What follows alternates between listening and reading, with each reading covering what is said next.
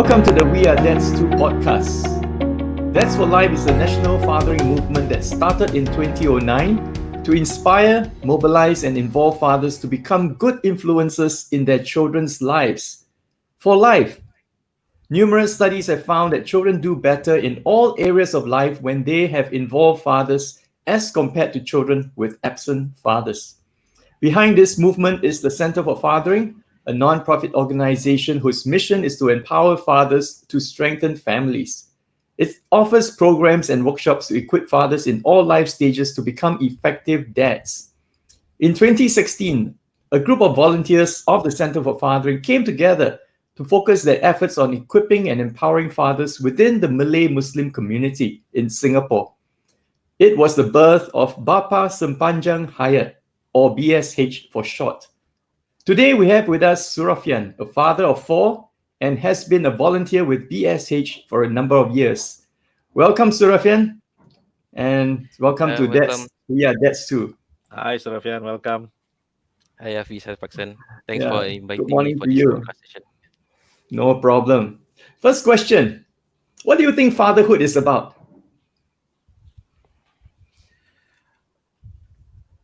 So, for me, is fatherhood is about our involvement with our children.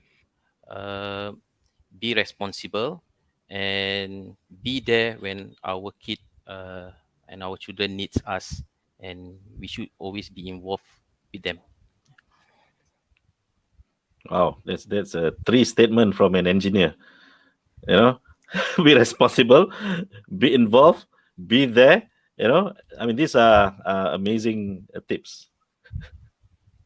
You're an engineer, right, Serafian? Was an Yeah, engineer. yeah. I'm an engineer in a semiconductor company. All right. Good. Well, Paksan also I'm also an engineer. ex-engineer. I'm not engineer, Sorry. but Paksan also an ex-engineer. Wow, we Yeah, have a lot of I'm not problem engineer. solver here. I'm not engineer, but half of my life I work with engineers. It's contagious, all right. You were, some of the engineering characteristics will rub off on you. Good. So Surafian, tell us, how did you start to get involved with BSH and why? Okay, that's a good question. So, back in 2018, uh, I attended the ICANN workshop organized by my daughter's school as a participant. The trainers left such a big impact in me from the way they deliver the training, and it made me believe in what's been presented. And basically, to cut a story short, I offered myself as a volunteer, right? And the trainers not only impact me during the training, but these trainers are an inspiration to me up till today. Yeah. Wow, Mm, you're the ideal participant. After participating, you contribute. After you get, you give.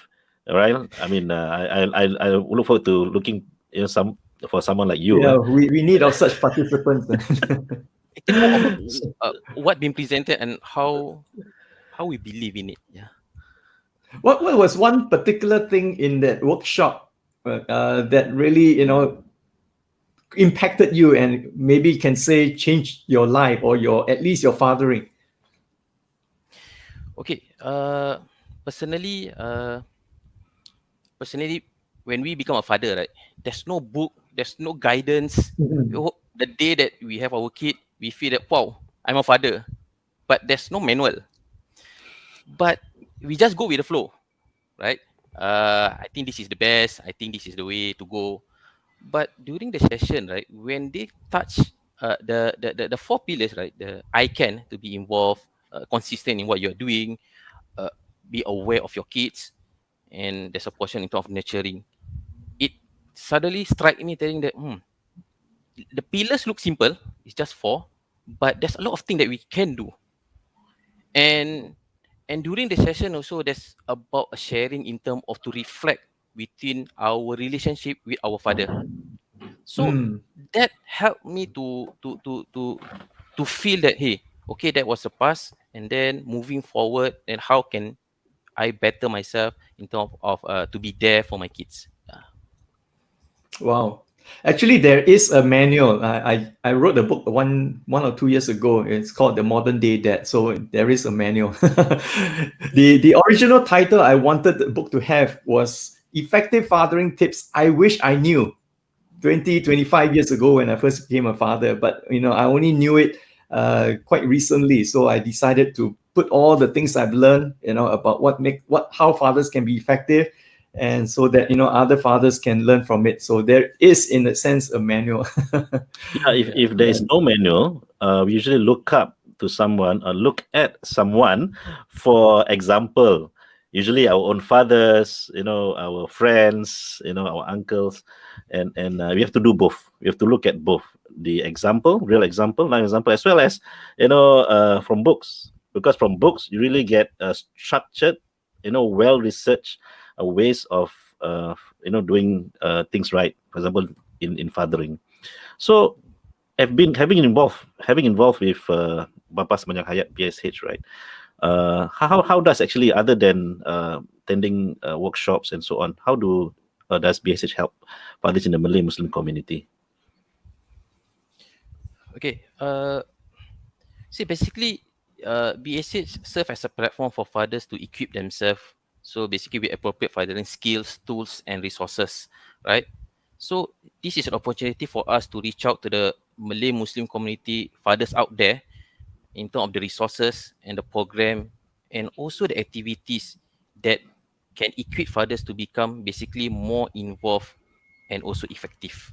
Yeah. And how are the impacts so far? Have you seen real life examples of people who transform and they turn become from an uninvolved father to become an involved father, a father who do not know how to do parenting with the right way, and now they're doing it the right way and they see the outcome, and any examples you can share? I have a real life example whereby I do see it in one of our volunteer.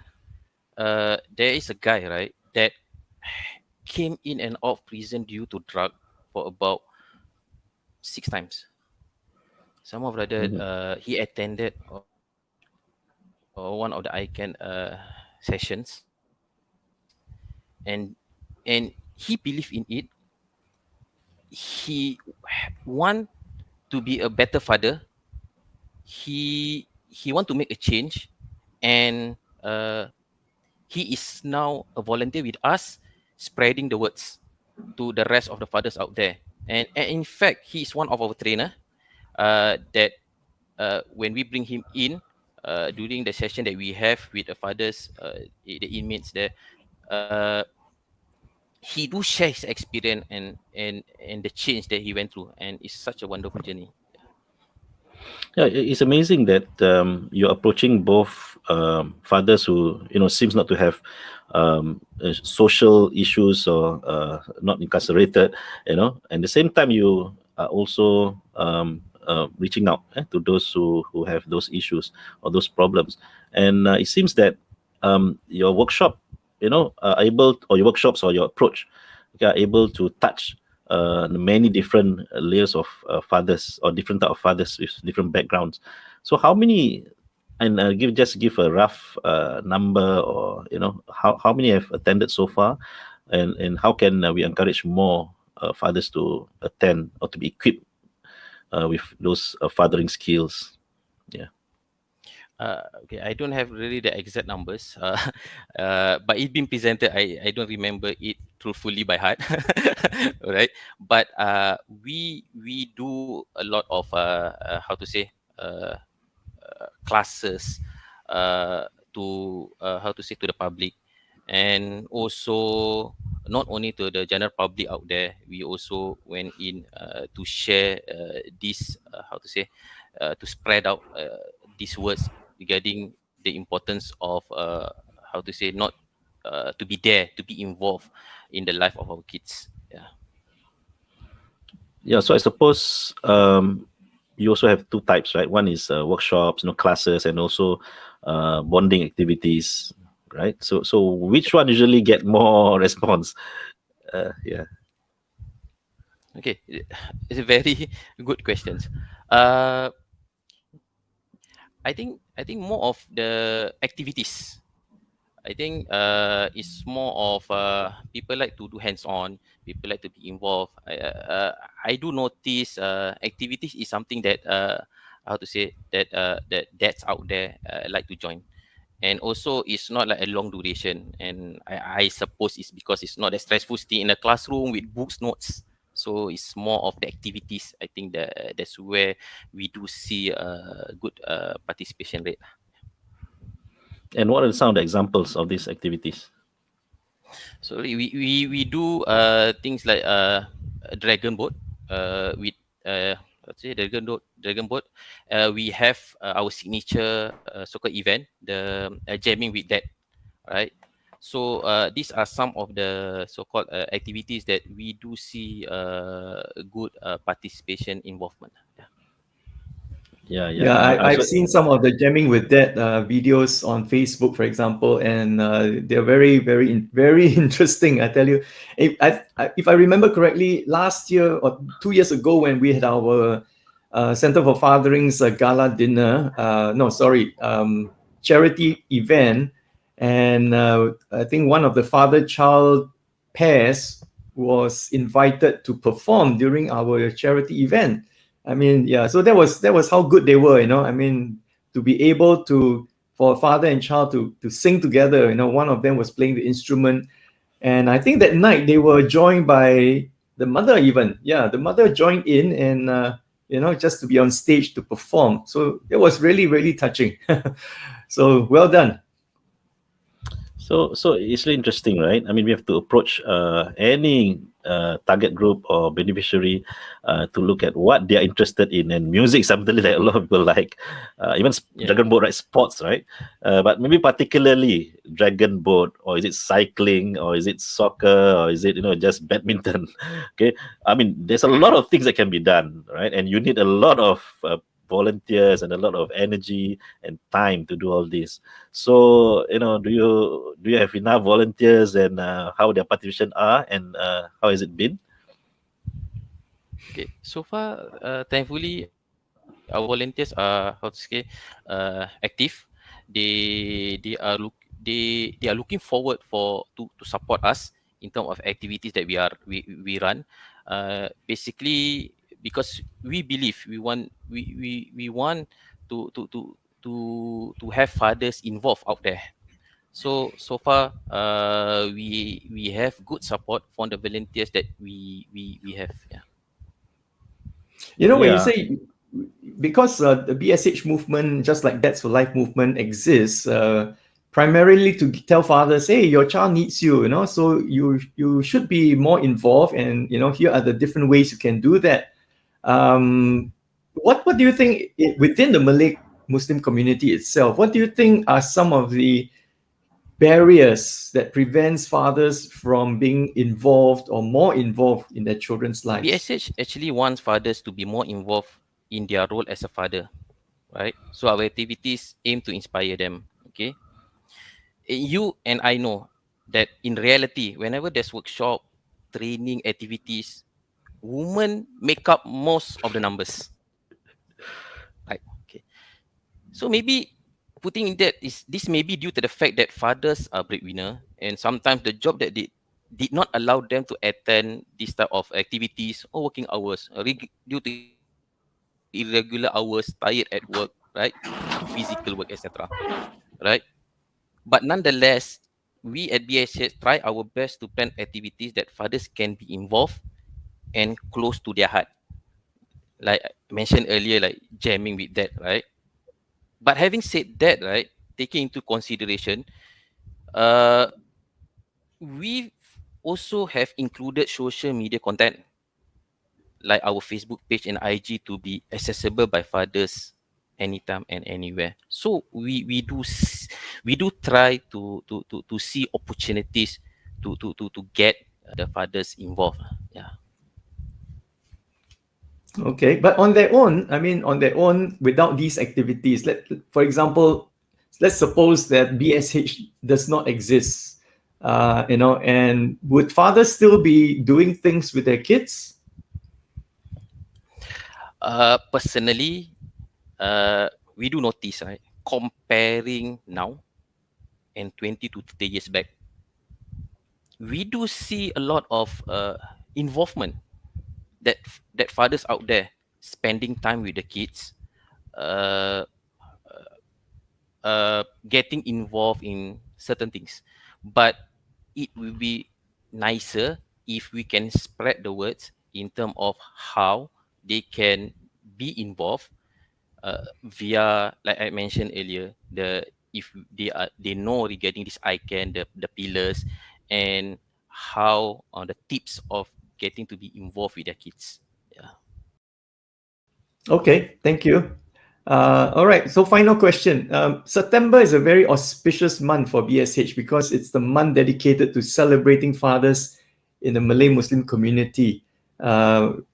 Although Father's Day itself falls in the month of June, but BSH has chosen September to celebrate fathers.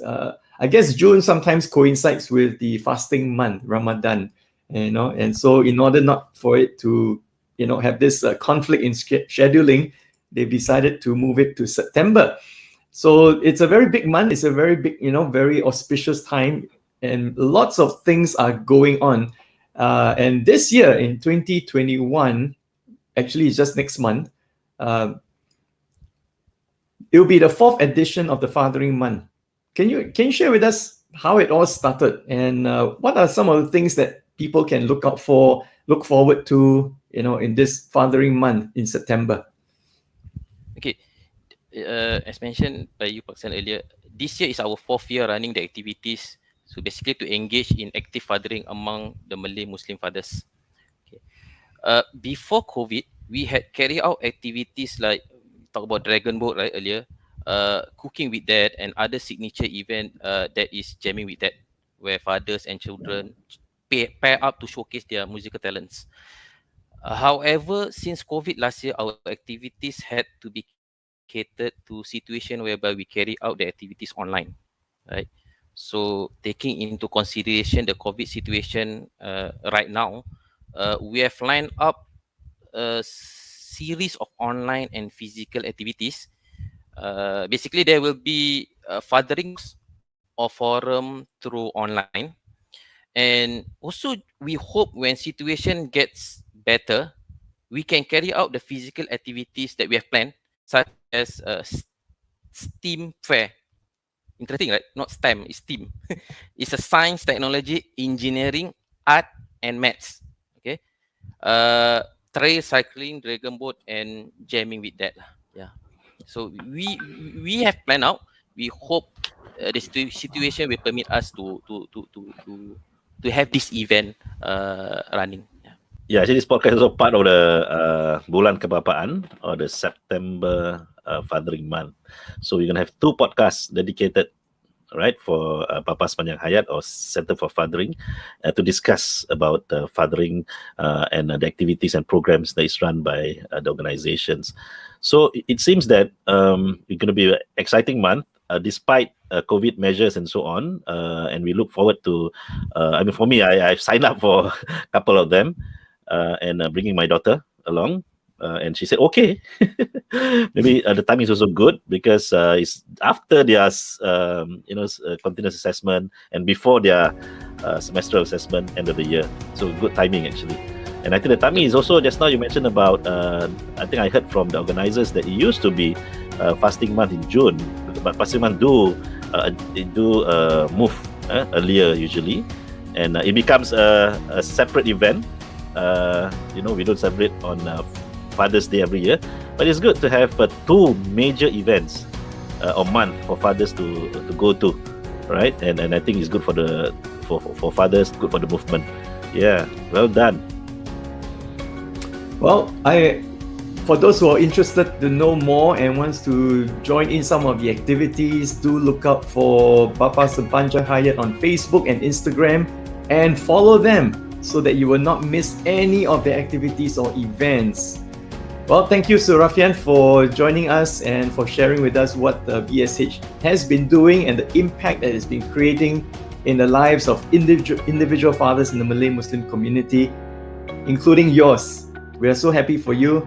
that your life has been transformed, and now you're even giving back to the community, especially your own community, and impacting other fathers as well. All the best to you, Surafian.